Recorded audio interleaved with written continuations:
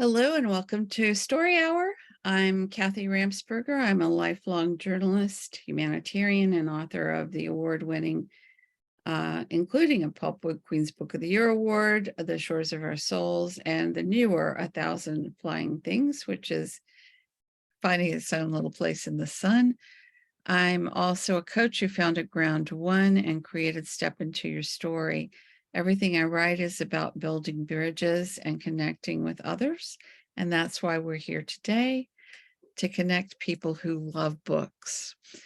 Welcome. And as you may know, I concentrate on transformational stories of international interest, multicultural relations, and social justice and issues that focus on the connections and the so many disconnections right now sometimes between people. And I'm excited to introduce you to our guest today, Shawn Verdoni. Thank you, Shawn, for coming, and welcome to Story Hour. Oh, Kathy, this is such an honor for me. Thank you so much for thinking about this opportunity 5 months ago, and I'm so glad we were able to bring it to fruition today. Me too. It's a win-win. So a little bit about Shawn, everybody. She's the author of Canoodling Up North and its sequel, Canoodling Out West. We'll be talking mainly about Canoodling Out West today, but she'll fill you in on the first book too. And they're standalone books, I can tell you that. And she's working on the third book in the series. Shawn has her BA and maybe even a secondary degree in secondary education, and she also has an MBA. She and her husband, 2 children and 2 dogs that are here with us today, live in Wisconsin, but I met her at the Gaithersburg Book Festival, and I'm so happy I did, and fell in love with her book. Shawn loves baking when she's not reading and writing, and probably outdoors or with her animals, especially, and I want to hear more about this at some point, her famous crumble crust apple pie. So a little bit about this book, and then we'll start the Q&A. Everybody, please, if you're here live, feel free to ask questions in the comment section or comment, and we will have a break where we answer you. And if you're not here live, welcome anyway. I'm glad you're getting the replay. Thanks for subscribing. So you may or may not know, I did, that we had Mental Health Awareness Week this month. It's a good time for it because we're entering the darker months, and we are also entering school exams and things like that.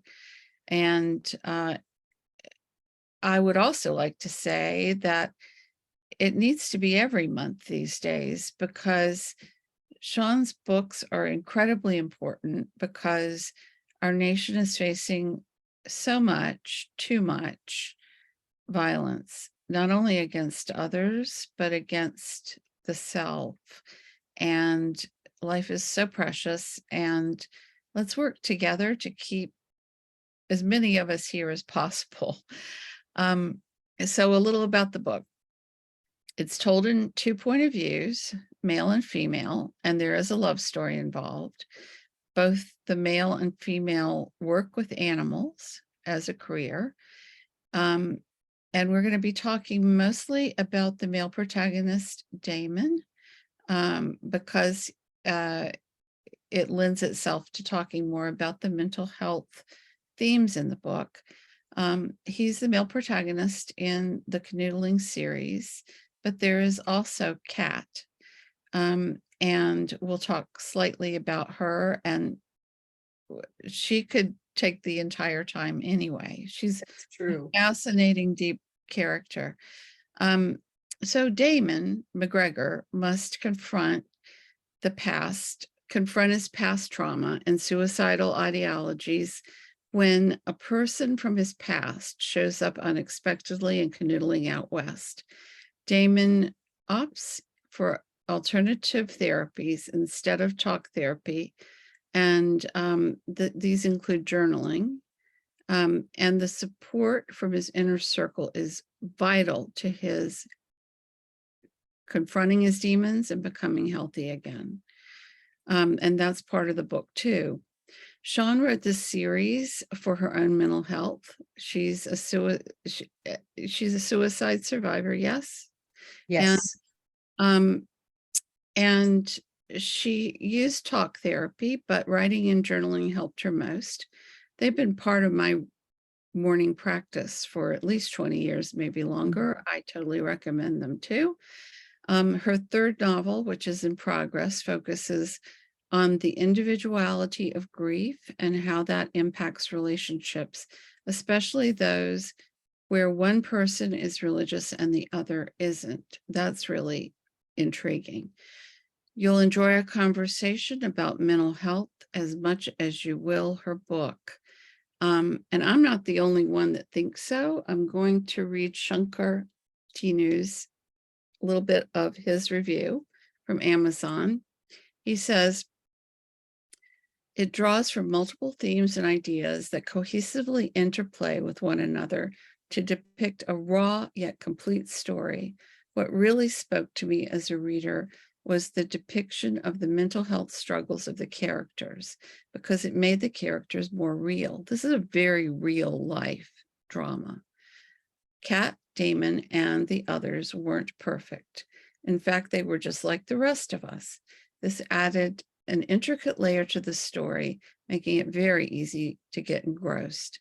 I totally agree. So welcome again, Shawn, and let's get started with questions. All right, Kathy, let's go.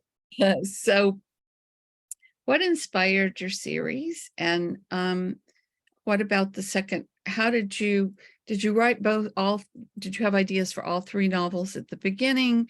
Or did you write the first and then have ideas for the second and then have ideas for the third?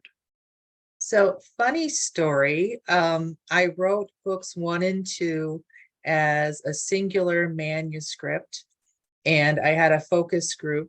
And the focus group, once they were done reading what's the end of Canoodling Out West, they said, well, what happens to Orly, Kat's best friend? We need to know what happens to her. I was like, good question, because I had no clue.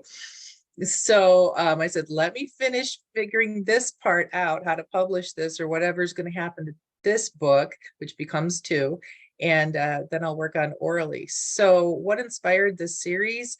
I can look at this kind of 2 different ways, but really it's got a lot of my own personal experiences, culmination of family stories, and friends who feel like family. And the other main character of this book is up north Wisconsin, which is very near and dear to my heart. So I certainly need to give that props as well. And the other thing too is I have this innate ability when I meet somebody or I've heard something somebody has said that I kind of keep it in like a snippet. And I catalog it. I don't know what I'm going to do with it, but something just really kind of grabs me, and I need to hold on to it. I know I need to hold on to it. I just don't know why. And sometimes it's a couple of days pass, sometimes it's years. And in the case of Damon, there was a very specific moment where I was introduced to a dear friend at Cousins as in McWanago. She was introducing me to her brand new boyfriend, and she's this petite little thing with the voice of an angel. She sings soprano, and he was like 6'5", 6'6", ginger and with bright blue eyes and gorgeous dimples, and he's wearing flannel and Wrangler jeans, and he's got this beautiful like melodic laugh. And when he looked at her, there was this aura around the 2 of them, and I just knew that they were going to end up getting married. And sure enough, they're married and they have a child. And also, so I'm looking at this, what looks like a farm boy, or like the Jolly Green Giant in flannel. And at some point in this conversation of this introduction, he quotes Shakespeare. And so I had to snippet that. I'm like, what am I going to do with this? I don't know, but I'm going to save it. So he was the initial influence for the character Damon. And I everybody I know has fallen in love with Damon like I have. And even though the guy who influenced him is got a completely different background and everything, I will always appreciate that they allowed me to use my interpretation from that initial meeting. And then also, I just want to, as you mentioned, I am a suicide survivor, and mental health disorders and addiction disorders are very prevalent in my family. And so I wanted to write a story about how just having a mental health diagnosis should not define the person. And just to let everybody know that I also raise money for mental health programs, and I know how very vital it is to have access to talk therapy and to medication. But not everybody responds to those treatments. And so I wanted to offer other options, alternatives, or additional things that they could take, that they could manage their mental health above and beyond those things. And then the other thing that it's kind of an inspiration is I've been a writer all my life, but I've never been able to end a story. I always just stopped, and I had a block. And in 2017, and I can get back into this a little bit later with one of your other questions, I did take an opportunity to go to my local library where they had a Q&A with a local writer, Amy Reichert. The Simplicity of Cider, I think, was the book that she was promoting at that time. And so I told her about this. People love my silly stories. I'm trying to put them into an anthology, and I can't get it to work. And she's like, have you ever tried to write fiction? And I said, no. She goes, well, in fiction, you get to take these wonderful family stories and you choose the ending. And all these, these colorful characters in your life, you can take, Amy's smile, Sean's eyes, Kathy's background, and turn them into a single character. And that seemed to break the dam that was holding me back. And so once I started writing the book, after she told me that, I was able to finish it. That's wonderful. I always say that I'm a novelist first. I'm trying to write a memoir right now. It is so much more difficult because I was a journalist, and I believe that you have to tell everything verbatim. But in a novel, you can go anywhere, and if you've got a character who's unlikable, you can make them likable just by using composite features. So I totally agree with you about that. I will see about this memoir, but I also say that novels can tell a kind of truth that nonfiction just cannot. That's my opinion, but I'm with you. It's a protected area. You can go into these difficult conversations like mental health and suicide is, but you're in a safe space, It's true. So you've told us a little bit about the story behind this story, but there's a dedication to Harry, and I'd like to bring that into the explanation too. Please. Yeah, so this is a very emotional conversation we're having right now. So I'm just going to pre-apologize if I get choked up. But Harry died of cancer 9 years ago, and he was an anomaly. I met him in 1990 when I first started dating my husband. And, people say, oh, rags to riches story. He was the riches to rags story. So I met him as he's lost everything except for this property up north and his family. And he inherited this piece of property because his grandfather was one of the millionaires who hung out with the E-lines and everybody who made Milwaukee. There was pictures that I ran into where there was a wedding. I think it was Harry's mom's wedding, and it was at one of these very famous, like the University Club or something like that. And the cake was like 5-6 feet tall, and the men had humidors of Cuban cigars at their guest table setting. So I mean, we are talking significant wealth. Gatsby kind And of wealth. huh? Great Gatsby kind of wealth. Exactly. And then when I met Harry, they didn't have running water and electricity on the property anymore because it had, things had broken down enough. So, but what was beautiful about it is that he knew as much about the North Woods as he did about opera. He was this anomaly because he was full of opposites. He knew great literature, and he didn't have any material wealth, but he had this wealth of information and this love to help you when you're down and out. So I remember this one when we would go up there with the kids. One of the things that he had 2 rules. One was kids rule, and 2 is you do a couple of hours of work on the property, because their heating source was wood, so mostly it was like cutting up wood. And we must have done an extra special project for him that particular summer. And I was home with the kids, and it was a rainy day. Rich was working, and Harry and Kathy pull up because they were in town for a wedding, and he's in a suit and he wanted to give back. So he took the keys for the riding lawnmower. It's starting to rain. Here he is with his cigarette in his mouth, in his suit, cutting my grass in the rain. He's just this fabulous character. And what was beautiful, know people like that. I'm just amazed because you're both Matt and I had his name a minute ago, his friend Pete. They're yes, just such wonderful men. thank you. That's what I loved about this book, because so often the men are cast as antagonists.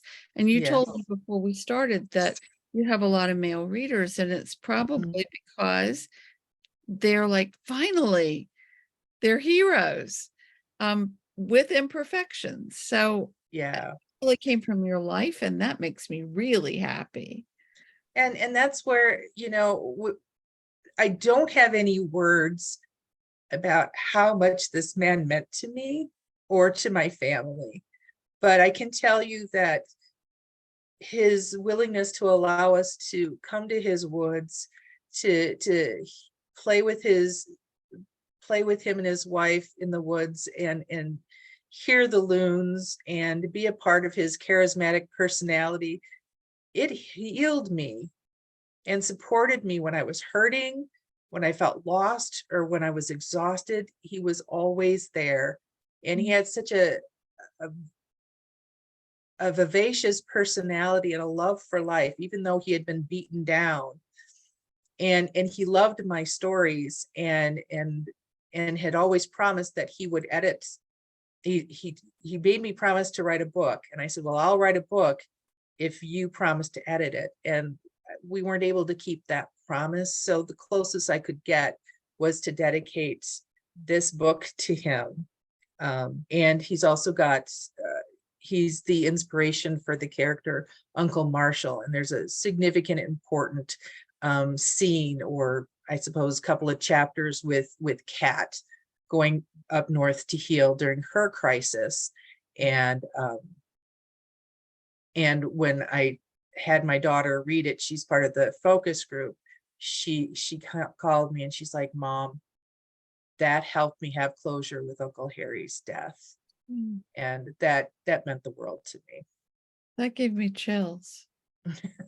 He was probably there in some way helping you edit that book.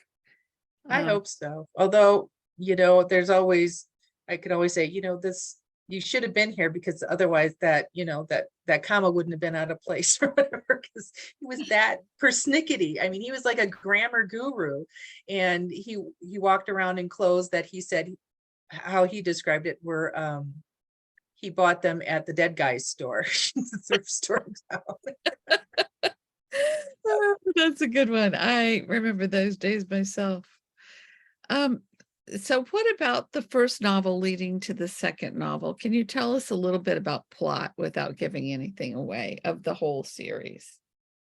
Okay, so I will do my best without giving too much away, but where the what interests me about story is about building relationships. That's what the human spirit is all about, is about building relationships. And so that I took that, and then a second part of that is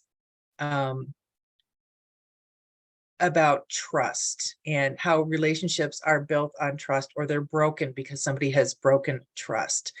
So that theme was about, so the theme with the first two books is how secrets impact relationships. And what prompted this kind of conversation with Kat and Damon, and the secrets they're both keeping from each other, is, the best I can describe it is, if a couple is in a situation like they're getting married and they're going to be giving vows to each other, the expectation is that you're promising to commit to this person, you're promising to be true or to be truthful to them, and then you're going to be with them at good times and at bad, right? But in reality, it's not you making the commitment, it's you wanting to hear the commitment from the other person, right? And then if they break it, you got them. You promised this, you said these things, all these people saw it, you wrote on the piece of paper, it's your fault we're broken. So I took it from the perspective of, what if you, a decent person, people like you try to do the right thing, you're the one that has this awful trust, this awful truth. And in rights, you've committed to this other person, you're supposed to tell them this awful truth, but if you do, it's going to impact negatively this relationship and may even break it. So what do you do? Do you keep the secret and hope it never comes out?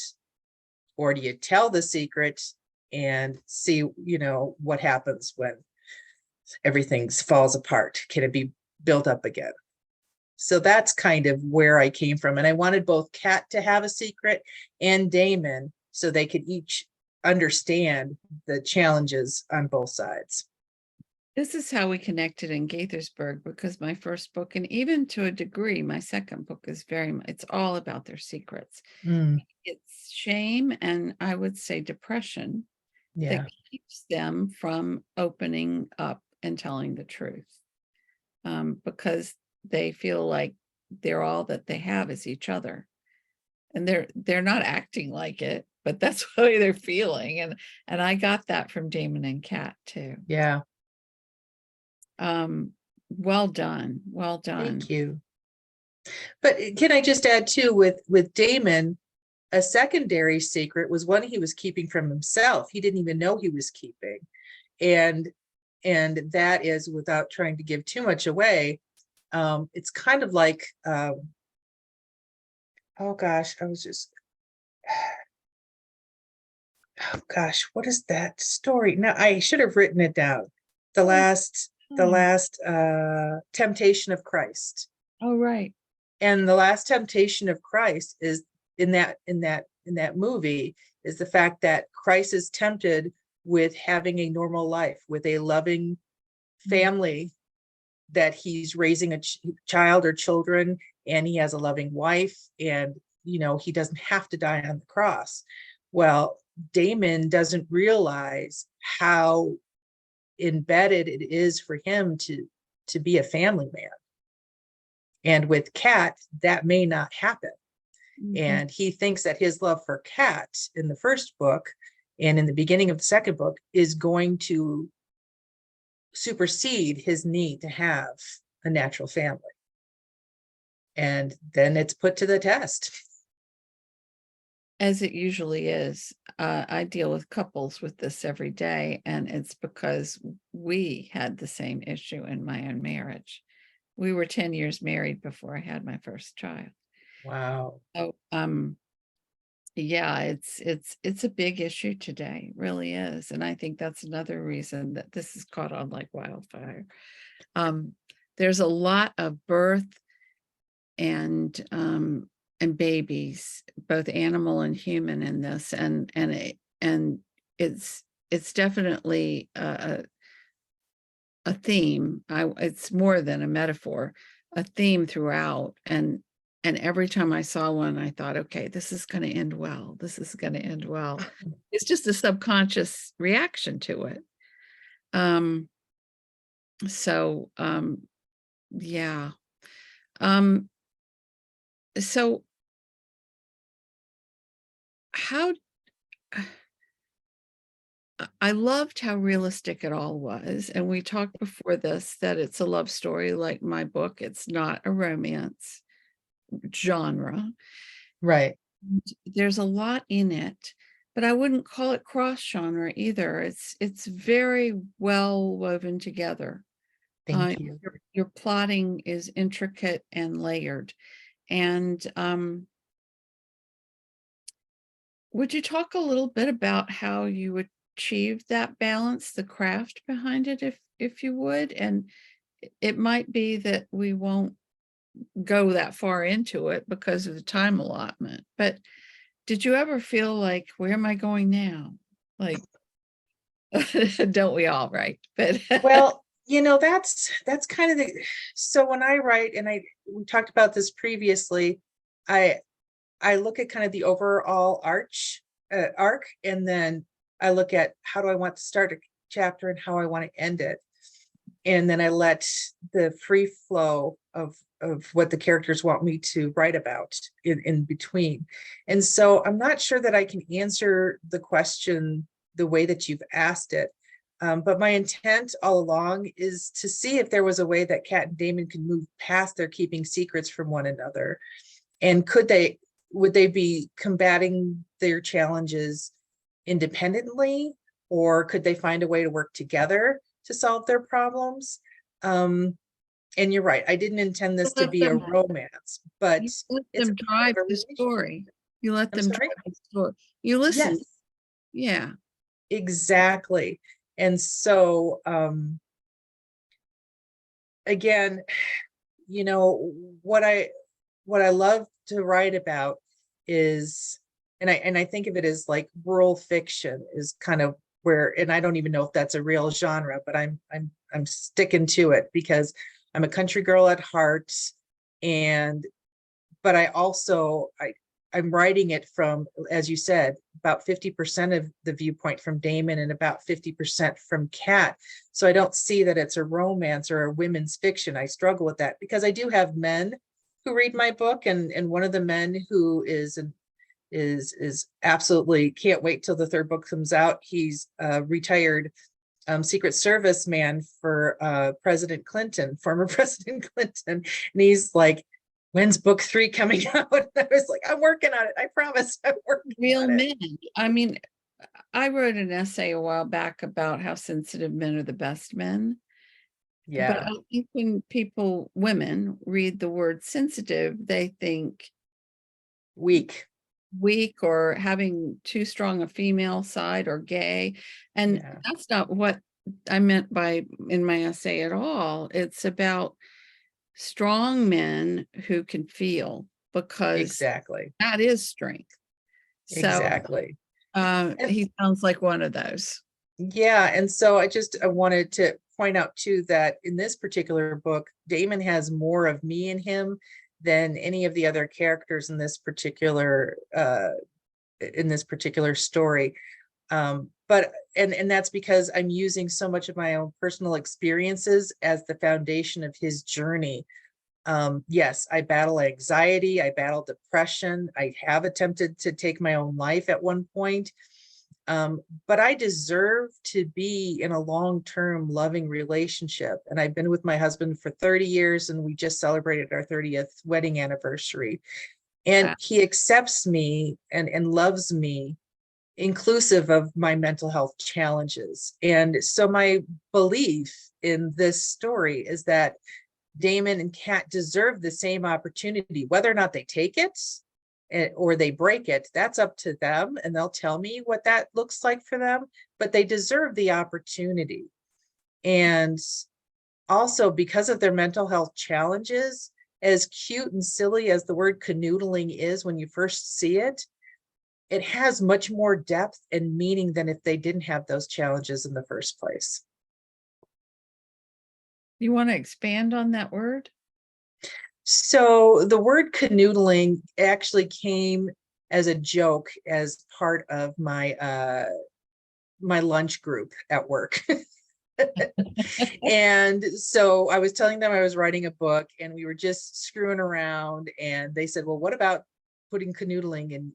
And it was Canoodling with Schmoopsy was the first title they told me about. And I was laughing so hard I cried. And then I thought about it and I was like, you know what? It really has, it's catchy, and people are going to get it. They're going to pause when they hold up the book and they're going to think about it.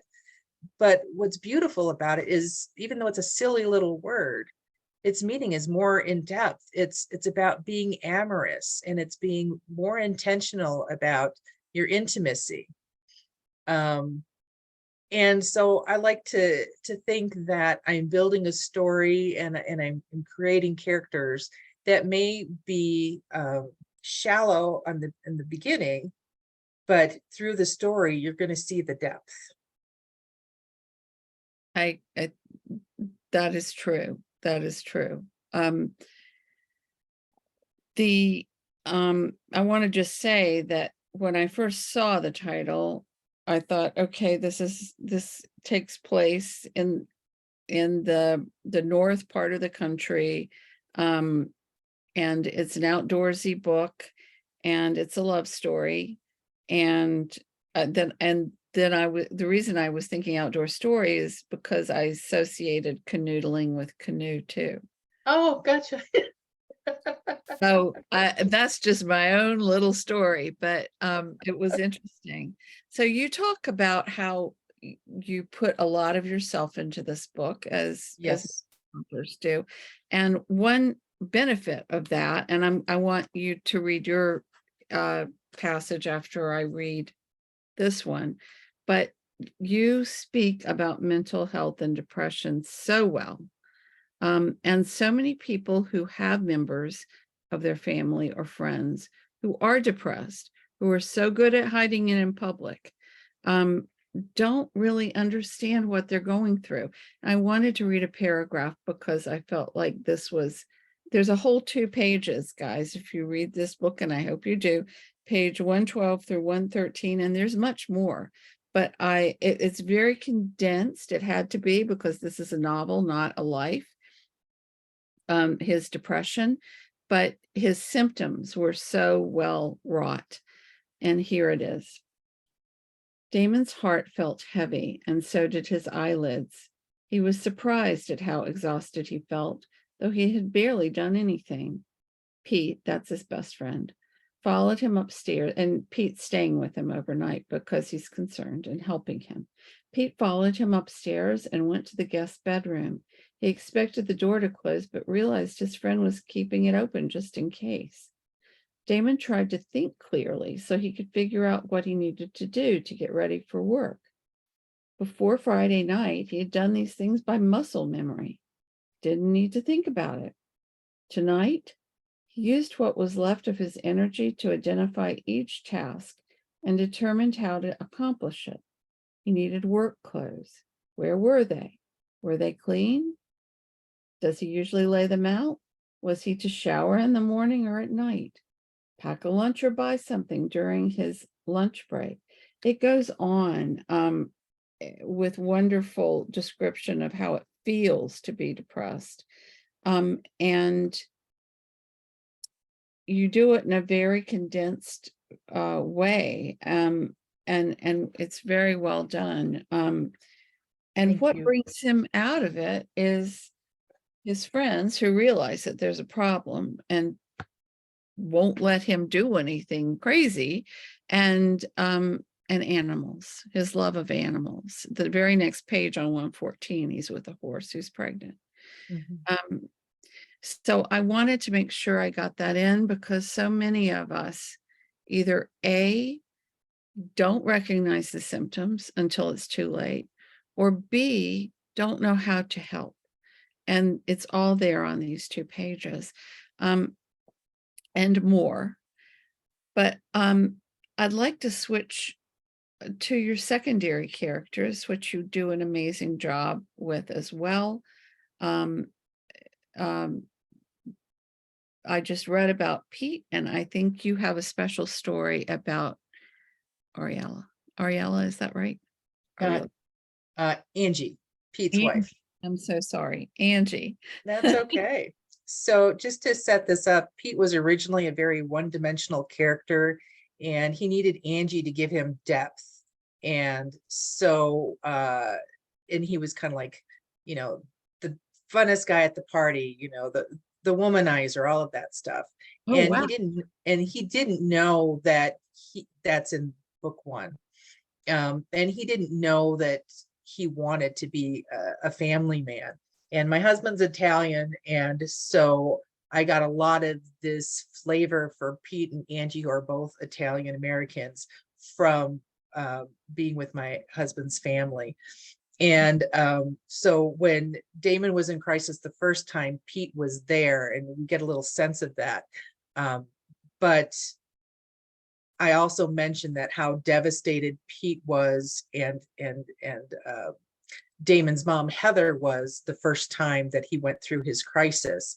And so when it got to the point where I knew Damon was going to have a crisis and needed somebody to help him walk out of that, I kept thinking about who would be the right person. And all of a sudden, Angie, who at this point really didn't have a lot of depth to her, she came out to me and she's like, let me tell you what I can do for him.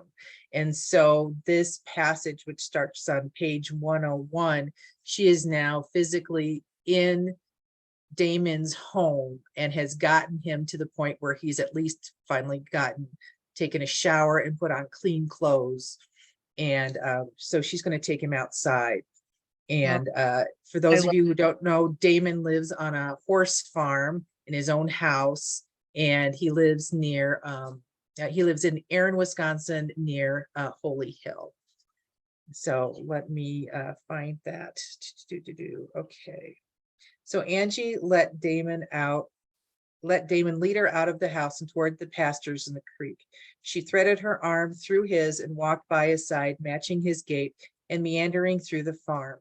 She noticed the horses trying to gain his attention and Damon's nonchalant stroll right past them to their paddocks. After a short while, they reached the entrance to the wooded trail. Most of the leaves had already blown off the trees, except for the stubborn, brown, crisp oak leaves, refusing to let go of their strong branches. Angie humphed at the realization and the irony of how the barren trees looked like the manifestation of how Damon was feeling. For some, this analogy would be depressing, but not for Angie. Angie felt renewed hope and thought it was time to have a come to Jesus moment with Damon. Angie stood her ground and held onto Damon's arm, pulling him back to stand with her, and then she spoke. Damon, see those trees up ahead? She noticed him lifting his head and his eyes searching the horizon. She took that as a good sign to continue.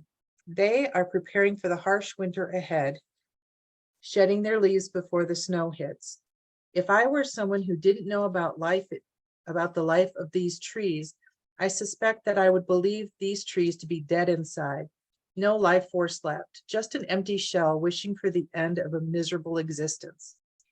Out of the side of her eyes, she noticed Damon's deeper connection to the tree line. She continued, but I've lived in Wisconsin all my life, just as you have. You know, as I do, that this is just a phase in the life cycle of those trees. When their leaves no longer are useful on the branches, they let go. When those leaves hit the ground, they provide comfort and warmth to the roots of the trees and protect them through the darkest days of the year. Then when spring comes, those leaves decompose to create a fresh and nutrient-rich foundation for the trees to grow taller and to generate new life in the form of new leaves. Angie paused, letting the lesson settle in, looking for a sign that Damon was understanding her message. When he didn't answer, she went on. Damon, how you feel and look right now is how those trees look, barren and dead on the outside. But you need to acknowledge your mistakes, learn from them, and let the lessons you've learned create a new and rich environment for you to grow stronger and build a new awareness of what you need to do to build a robust, healthy relationship in the future. Just to be clear here, yes, you have to change, to want to change, to be a better person. However, you should also take from this lesson the importance of choosing the right people around you who will help protect and support you during your darkest days. People who want nothing from you except your love. Look at these trees again, Damon. Each of them offers a layer of protection to the others that surround it. They look out for one another. Look at the ground. They shed their leaves in a way that safeguards their own roots and shields the roots of the trees closest to them. They sacrifice a piece of themselves to guard those that rely on them for survival. Damon took a deep breath, closed his eyes, and slowly let it out. He turned towards Angie and looked into her eyes with his tear-filled ones and hugged her. He kissed the top of her head, and through silent tears, he whispered, "Thank you."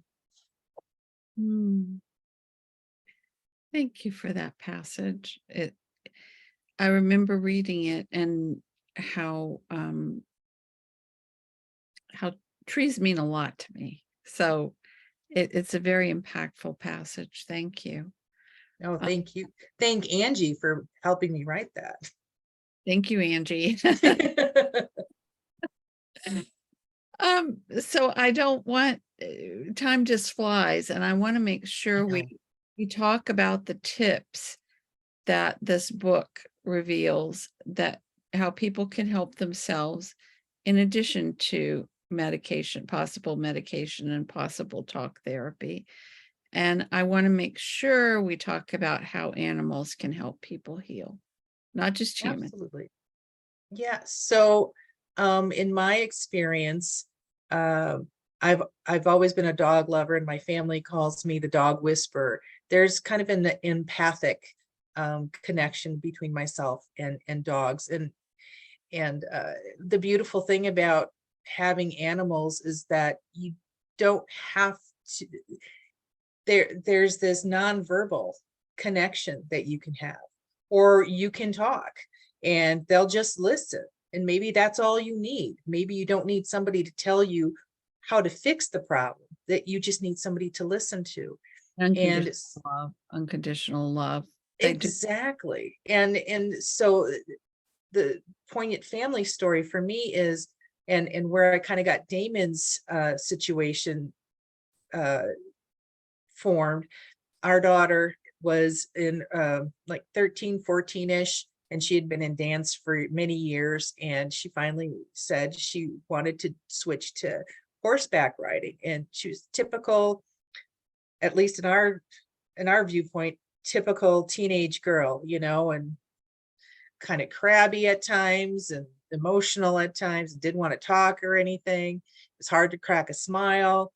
So we're like, okay, fine, you got good grades and everything. We'll let you do this. And so the first time she got on a horse, there was this aura, this beautiful colored rainbow came out very bright over her.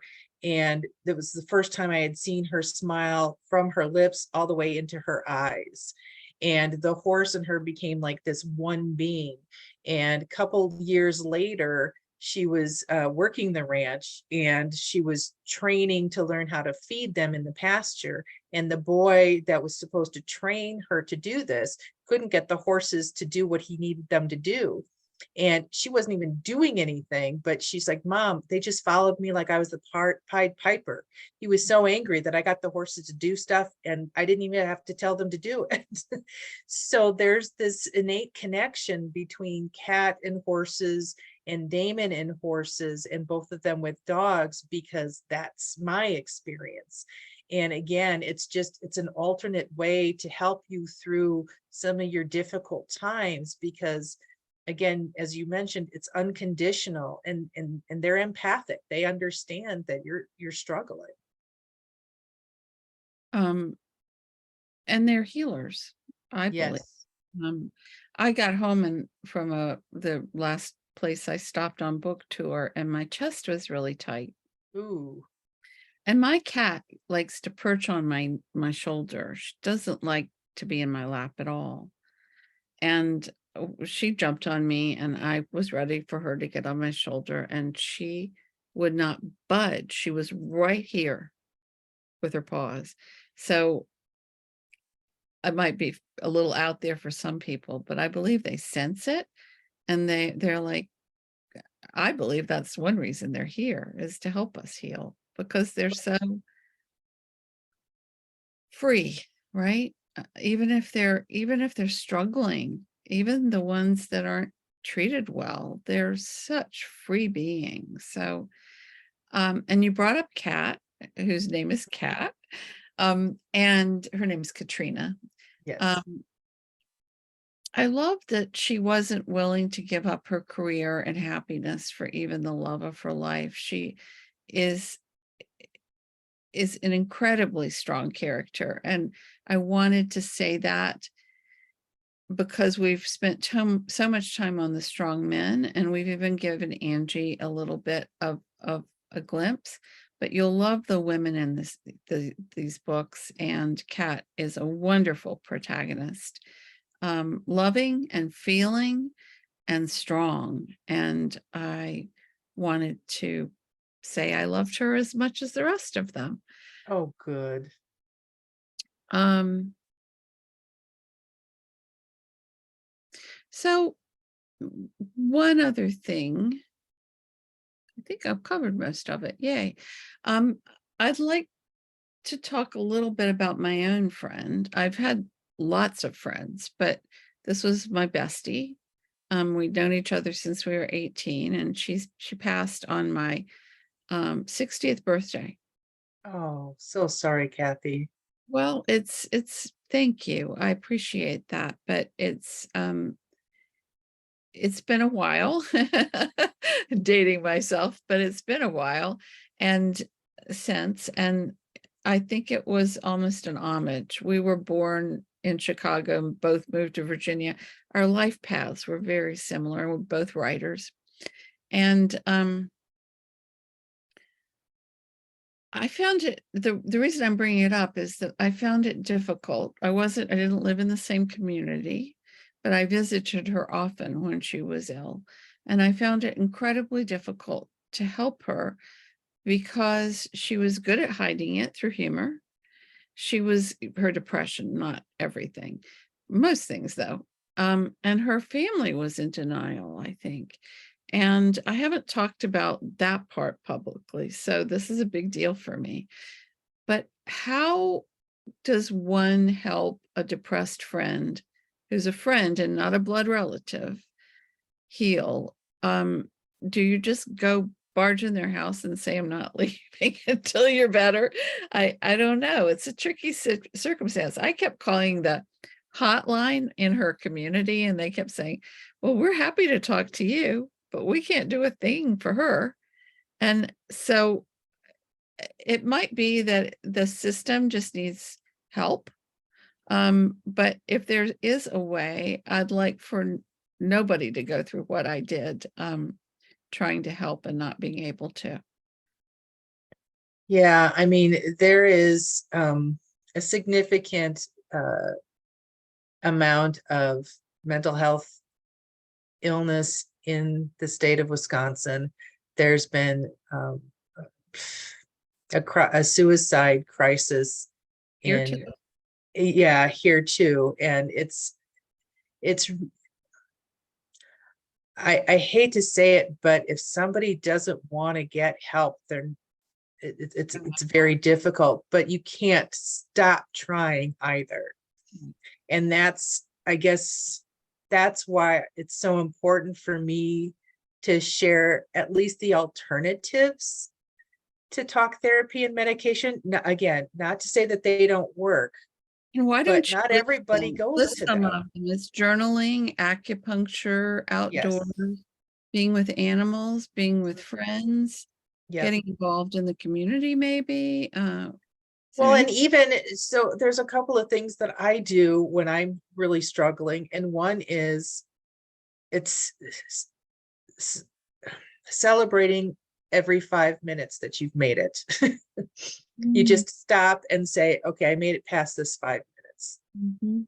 Let's see if I can make it the next 5 minutes. And I'm not kidding when I say it's even that small, because some days 5 minutes is an eternity. And when you're in that black hole, it's so difficult to get out. So to just find the little things to say, okay, I've done this, it's okay. So that whole part of Damon, like, how do I make a sandwich? If he could, that's where I've been. All of the examples of what he uses and how he felt when he was so depressed, that's Shawn Verdoni. And acupuncture was something that I came at late, and I didn't do it until I got some recommendations from somebody who tried it, and they were at, and all of a sudden there was this huge shift. And I fully believe in acupuncture now. It calms me, and I have so much anxiety about riding in cars, and my kids and my husband laugh at me because I'll say, brake, brake, brake. And so if I'm doing that too much, they'll send me to the acupuncturist, and then I'm not I'm so gonna bad to anymore. my husband, I'm gonna say, well, every time I do that, say acupuncture, um, I just saw something synchronistically this morning on YouTube, was a woman talking about menopause. Oh, And apparently menopausal women come on. do have car anxiety. Like even if they had it before, it gets worse for a while. And I had no idea. I'm well past menopause, but I suddenly had this aha moment. Oh, that is when it started for me. Yeah. So thank you for saying that. I think a lot of us struggle with it. Yeah. I'm fine if I'm driving. Yep, I can do that. Or, the other thing is I will drive in the back seat. I'll sit. Anybody else can go in the front seat with the driver. Let me sit in the back seat, and then I'm okay. And it's interesting. We were talking about the healing powers of dogs. My dog Barbie, when I read the Angie passage, and just now talking about my anxiety, she's come over so that I can pet her, because she knows that I'm getting emotional right now. See, they know they're empaths. They're little Yes, they are. angel wing dogs. So, I'd really love for you to tell us what's next for you other than this third book, and where people can find you. Is there an event coming up, or and you can read all about it at Shawn's website, Shawn Verdoni, SHAWN. It's not like my son, he's spelled the other way, VERDONI. So what's next? Well, you've hit it on the head. Right now, I'm talking to two different publishers to publish book 3, and to do new versions of Canoodling Up North and Out West. So because I did split amicably with my original publisher, and so it might be a little difficult to find books 1 and 2 online, but I definitely have a whole second bedroom full of books. So just go on my website and order them from there. One of the cool things about buying books directly from me is a portion of my proceeds goes to local charity. And this year and next year for sure, it's going to go to a local animal shelter. And I'm just confirming that, so I don't want to say the name yet, but it definitely has to do with dogs for sure. Because in the third book, I've got a new dog to introduce to everybody, and his name is Mumford, and he is a Great Dane rescue who Orly falls in love with. And if you haven't read the first book, Orly is Cat's best friend, and she is a band teacher and also the front man for a local band in Wisconsin. And so to see them try to figure out what their life looks like, because he's afraid of loud noises, including music. And she has to practice at home. So what does that look like? And so that book, I don't have a date yet, but book 3 I will come out in 2024. And then you'll get to meet Orly's love interest, and his name is Dylan. And he is a young widow with 3 children, and he's an Episcopal priest. So what does that look like when you've got somebody who's a non-practicing Catholic falling for a guy who's an Episcopal priest with 3 young kids? So, Well, and it's yet another ray onto the situation, and I'm looking forward to it. thank you. So And then events wise, I think the last one of the season is going to be the first Saturday in December. I'm going to be at in Midnight Magic in McWanago at the